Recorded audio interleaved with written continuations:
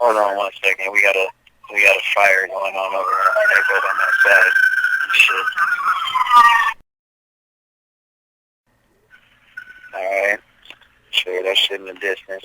But I think honestly, like the way that I trained myself to write wasn't ever really about battle rap. You feel me? Like I was always like a good songwriter and just wrote bars and songs and shit like that. So I never ever really focused too much on battle bars. So when I honestly I was never comfortable writing bars for battle, so I was kind of awkward because I was wanting to always freestyle some shit, but I was so conformed to the bars and the pen shit. So it was like really like a weird little vortex for me. I never really felt comfortable in this era just because I was so used to freestyling and shit. And honestly, I felt that my mind was fast enough where I could think of like just certain things, you know what I'm saying? Like broadcaster and then writing that shit, with fraud rapper like hella quick without even like thinking about like me writing that down.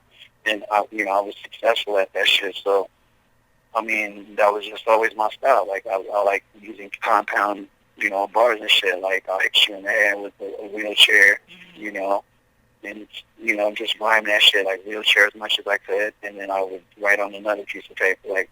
Say like this is pretty much how I used to write bars. I'm gonna give niggas like the gift right now, real shit, because like I don't know anyone that ever did this. But I don't write lines. I write everything in like just rhyming patterns. So I'll rhyme like air conditioner, and I'll put that on the piece of paper on one side of it, and I'll rhyme as much things with air conditioner as I possibly could, and then I'll pick some shit like brick wall, and then rhyme as much shit with that, and then I just have like all of these fucking just bars. And I'm like, oh shit, like all these schemes and shit. And then from there, I just start weaving, like start freestyling the words as I'm trying to write the parts. So then I'll start putting lines together, and then I'll just come up with hella songs and shit like that. So that was pretty much my whole way of like writing bars. I never really wrote like, hey, my name is Aspect One in a line like that. You know what I'm saying? I would write segmented like just rhyme patterns and rhyme schemes. And just that's what I brought to battle rap and shit. Like a lot of fools was always trying to tell a joke or some shit, and if I told a joke, I wanted that shit to rhyme like 6 different ways. You feel? And I think that shit was like scary to fools because nobody was doing that shit. So I don't know if motherfuckers could keep up. Who's your top 5? And who would you want to see come back? I want to see Mo come back. Top 5 battle rappers. You know what? Like I don't have top 5 because to me, like I booked a lot of battles, so I think I would be playing favoritism if I picked someone. You feel me? That's all Yeah, good. you know what I'm saying? Because then a cat would be like, "Oh, well, you didn't put me in your top 5. That's why you don't book me."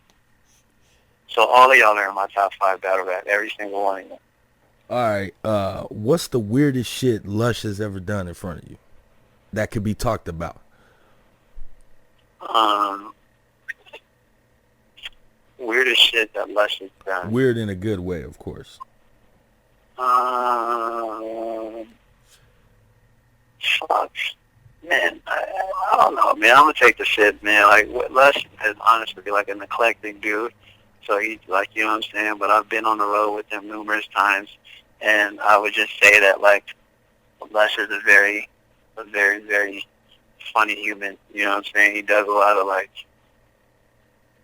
outrageous shit. You know what I'm saying? Like, everybody knows that he likes to, like, smoke and fucking drink and get faded and do drugs and shit. And he openly will speak about it. He enjoys some shit, but I think it's more of that type of shit that I've seen from Lush. Like, okay, my nigga can turn the fuck up, you feel?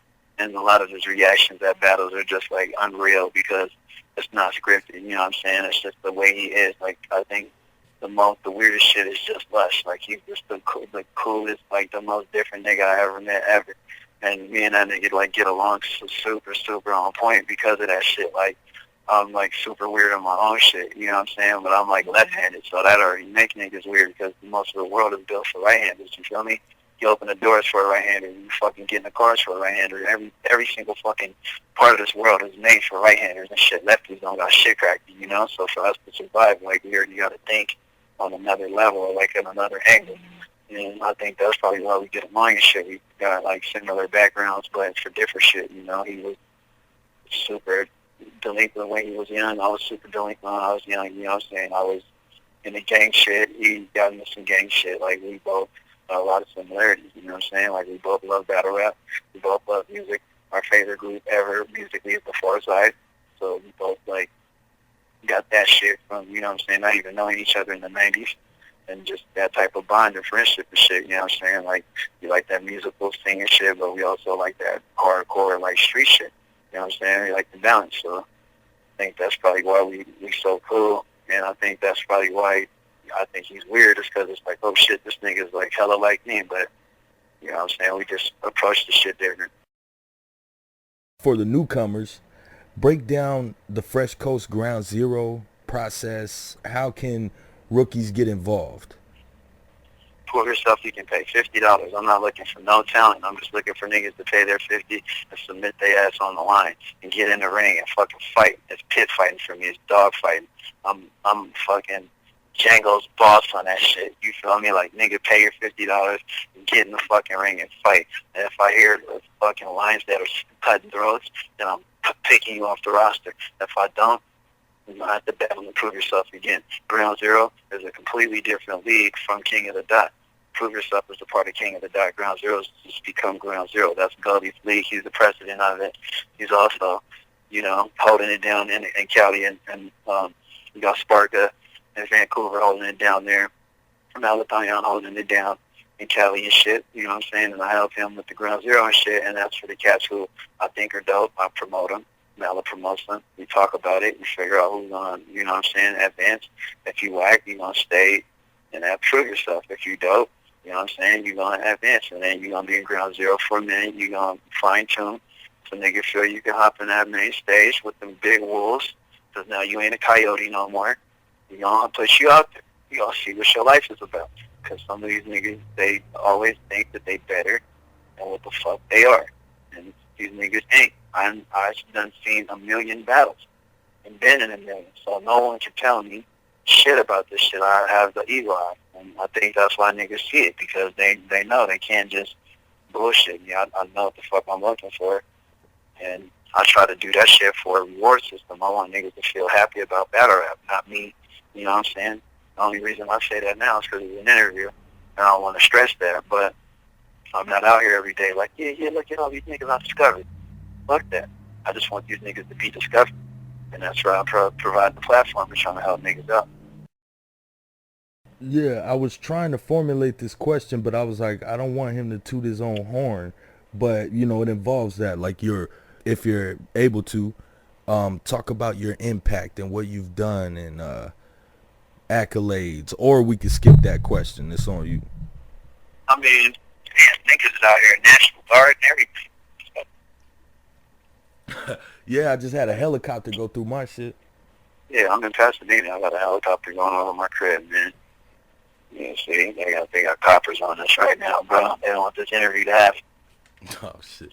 But as far as my impact, I mean, I think I've brought a lot to LA and West Coast hip hop, as far as, you know, being the dude that brought this format to the West Coast.